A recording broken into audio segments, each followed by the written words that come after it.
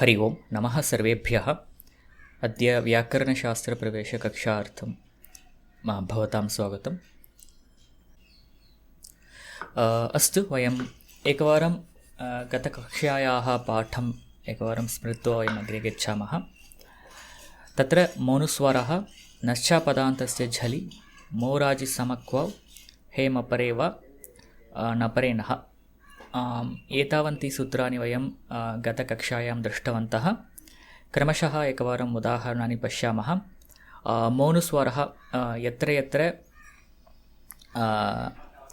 पदान्ते मकारः भवति, मकारस्य हलिपरे मकारः भवति, मकारस्य अनुस्वारादेशः अनेन सूत्रेण भवति इति ज्ञातं।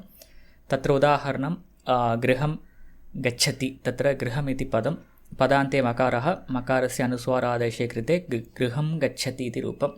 अतः तत्र रूपद्वयं गृहं गच्छति एवं रूपद्वयं भवति। तथा बालं पश्य हरिं वन्दे इत्यत्रापि तादृशमेव भवति इति दृष्टं। तथा अग्रिमं सूत्रं नश्च पदान्तस्य झलि इत्यत्रापि पुनः यत्र यत्र नकारः वा मकारः वा झल् वर्णे परे अपदान्ते भवति, तत्रापि अनुस्वरादेशः मकारस्य भवति इति ज्ञातं। तत्र उदाहरणानि इमानि। यत्र यशस् इत्यस्य बहुवचन रूपसिद्धौ तत्र यशांसि इत्यत्र यशांसि इत्यत्र नकारः अपदान्ते अस्ति।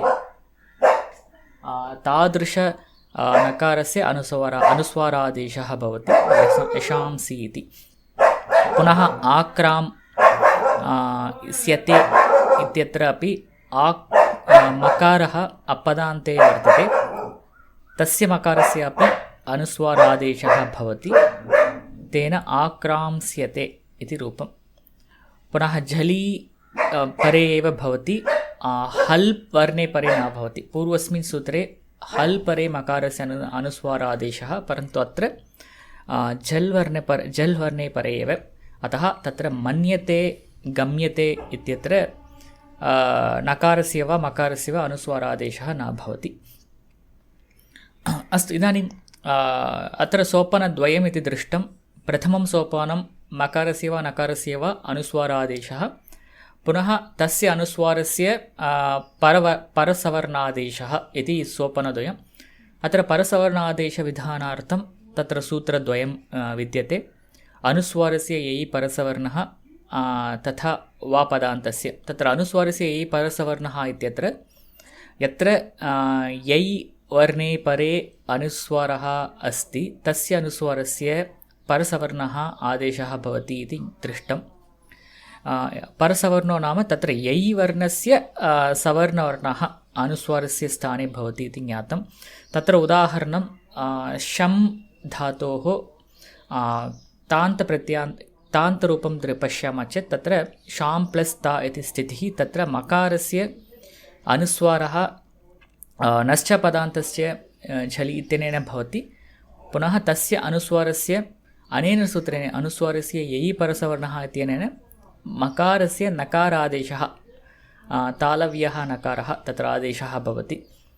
अतः शान्तः इति रूपं। तथा अङ्कणी, मुञ्चति, वन्दते, पठन्ति, तत्र सर्वत्रापि परसवर्णः अनेन सूत्रेण विधीयते इति ज्ञातव्यं।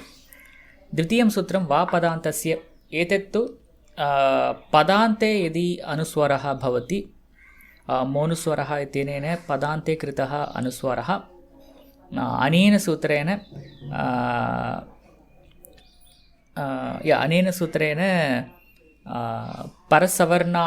परसवर्णादिष्टः भवति। तद् वयं ज्ञातवन्तः। तदपि विकल्पेन भवति इति ज्ञातव्यम्। अत्र उदाहरणं गृहं गच्छामि इत्यत्र गृहं गच्छामि इति अनुस्वारयुक्तरूपं, तथा तस्य अनुनासिक इत्युक्ते परसवर्णादिष्टं रूपमपि एकं भवति, गृहं गच्छामि इति। तथा गृहं गच्छामि, बालं पश्य, हरिं वन्दे एवं रूपाणि भवन्ति। तत्र यदि अन्तस्थाः वर्णाः यावरल इत्येते वर्णाः यदा भवन्ति, तत्र तत्तुल्याः अनुनासिकभेदाः भेदाः तत्र भवन्ति। यथा वकारस्य अनुनासिकवकारः तथा भवति। पुनः सङ्गीतम् इत्यत्रापि संगीतं सङ्गीतं सङ्गीतम् एवं रूपद्वयमपि तत्र भवति। पुनः सञ्चालकः संचालकः एवं रूपद्वयं, पुनः संयोजकः संयोजकः एवं रूपद्वयं भवति। तद्वयं दृष्टवन्तः। अग्रे ततः पुनः मकारस्य स्थाने अनुस्वारः भवति इति दृष्टं। पुनः तस्य अपवादत्वेन वा अथवा निषेधत्वेन वा अन्यानि कानिचन सूत्राणि अस्माभिः दृष्टानि। मोराजि समक्वौ हे मपरे वा नपरे नः। तत्र मोराजि समक्कौ इत्यत्र यत्र मकारः सम् इत्यत्र सम्प्रादि इत्यत्र विद्यमानः मकारः, तस्मिन् स्थाने मकारः एव आदेशः भवति। कदा राज् धातोः क्वौ प्रत्यये कृते यदि सम्पूर्वकः भवति सः धातुः, तादृशसम्पूर्वकः राज् धातोः क्विपि प्रत्यये कृते सम् इत्यत्र विद्यमानस्य मकारस्य मकारः एव आदेशः भवति इति अस्य सूत्रस्य अर्थः। तेन किं ज्ञायते, सम् इत्यत्र मकारस्य स्थाने मकारः एव भवति चेत् तत्र रूपपरिवर्तनं न भवति इति ज्ञायते। अतः अत्र एकमेव उदाहरणं सम्राट् इत्यत्र सम्राट् इत्यत्र मकारः एव भवति, मकारस्य अनुस्वारः न भवति। अनन्तरं द्वितीयं सूत्रं हे मपरे वा। अत्र यत्र यत्र मकारात् परं हकारः, हकारात् परं पुनः मकारः, अत्र मकार द्वयस्य मध्ये हकारः यत्र भवति तत्र प्रथममकारस्य स्थाने मकारः एव आदेशः भवति इति दृष्टं। तत्र उदाहरणं खिं हलयति इति उदाहरणं। तदपि एतद् विकल्पेन भवति। अतः रूपद्वयम्, एकत्र अनुस्वारयुक्तरूपम्, अपरत्र मकारयुक्तरूपं। खिं हलयति खिं ह्वलयति ह्मलयति एवं रूपद्वयं भवति। अनन्तरं द्वितीयं सूत्रं, तत्रैव पुनः एकं वार्तिकमपि अस्ति। यवलपरे यवलाः वा वार्तिकं। यथा मकारे परे मकारः भवति तथा यवलवर्णानां परे अपि यवलवर्णाः एव आदेशाः भवन्ति इति उच्यते। तत्र उदाहरणं किञ्यः ख्यु हलयति तथा खिल्हादयति एवम् उदाहरणानि दृष्टानि। पुनः अग्रिमं सूत्रं नपरे नः। पुनः हकारात् परं यत्र नकारः भवति तत्रापि पुनः नकारः एव मकारस्य स्थाने आदेशः भवति दृष्टं। तत्र खिन्हुते इति रूपं तत्र उदाहरणम्।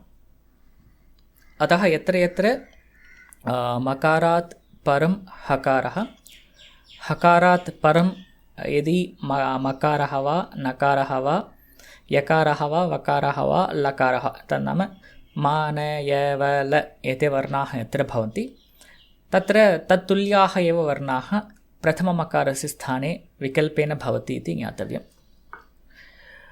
अस्तु, एतावत् पर्यन्तं वयं गतकक्षायां दृष्टवन्तः। एकवारं मूलपाठं पठामः, अग्रे गच्छामः। अत्र मूलपाठे मोनुस्वारः। अत्र मान्तस्य पदस्य अनुस्वारः हलि। अत्र हलि परे मकारान्तपदस्य मकारस्य अनुस्वारः भवति इति अर्थः। अत्र उदाहरणं हरिं वन्दे। अनन्तरं नश्च पदान्तस्य झलि इत्यत्र नस्य मस्य नकारस्य मकारस्य च अपदान्तस्य नकारस्य अपदान्तस्य मकारस्य च झलि परे अनुस्वारः भवति। नकारस्य अनुस्वारः मकारस्य अपि न अनुस्वारः भवति। उदाहरणं नकारस्य उदाहरणं यशांसि, मकारस्य उदाहरणं आक्रम्स्यते। अत्र झल् वर्णे परे इति किमर्थम् इत्युक्ते तत्र मन्यते इत्यत्र अनुस्वारादेशः न भवति इति सूचयितुं झलि इति उच्यते. अनन्तरम् अनुस्वारस्य ययि परसवर्णः इत्यत्र स्पष्टम् इति उक्तं. किं स्पष्टम्? अत्र अनुस्वारस्य स्थाने ययि वर्णे परे परसवर्णादेशः भवति इति सूत्रद्वारा एव अवगम्यते. अत्र व्याख्या नावश्यकी इति कारणेन स्पष्टम् इति उक्तं. तत्र उदाहरणं शान्तः इति. अनन्तरं वा पदान्तस्य तत्रापि अत्र पदान्ते विकल्पेन अनुस्वारस्य परसवर्णादेशः भवति इति. तत्र उदाहरणं त्वं करोषि, त्वं करोषि एवम् उदाहरणं दृश्यते. अनन्तरं मोराजि समक्वौ तत्र क्विबन्ते राजतौ परे समः तत्र सम्प्रादेः मकारस्य समः मस्य सम्प्रादेः मकारस्य मकारः एव स्यात् कदा क्विब् प्रत्यये कृते राज् धातोः पूर्वं यत्र सम् उपसर्गः प्रादिः भवति तत्र मकारस्य स्थाने मकारः एव भवति इति उच्यते. तत्र उदाहरणं साम्राट् इति उदाहरणं. पुनः अपरं सूत्रं हे मपरे वा. तत्र मपरे हकारे इत्युक्ते हकारे परे कीदृशः हकारः? मपरः हकारः. अत्र मपरे हकारे परे मकारस्य मकारः वा भवति इति अत्र सूत्रस्य अर्थः. अत्र उदाहरणं किं हमालयति, किं हमालयति. अनन्तरं यवलपरे यवलाः वा इति वार्तिकं. तत्र उदाहरणं तद् दृष्टवन्तः. कियः अनन्तरं क्यु ह्वालयति अनन्तरं खिल्लादयति एवम् उदाहरणानि दृष्टानि. अनन्तरं नपरे नः तत्रापि नपरे हकारे परे मकारस्य नकारः वा भवति. अत्र पुनः उदाहरणं किन्हुते इति उदाहरणम्. अस्तु, धन्यवादः. वयम् अग्रिमकक्षायां मिलिष्यामः.